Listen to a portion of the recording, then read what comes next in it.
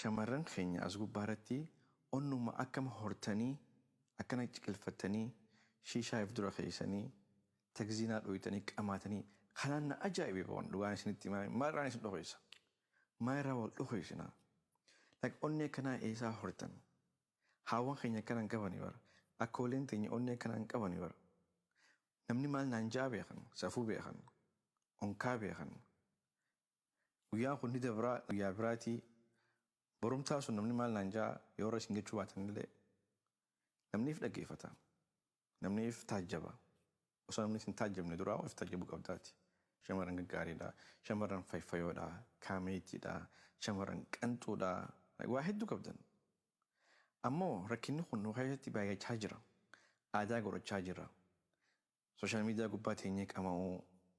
hedduu fokkatti beeke shamarran kabajaa ifii eeggachuun barbaachisaadha. Kanaan jechuun barbaadaa isin fakkeenya xiqqeenyaa isin duwwaan dhufu jira.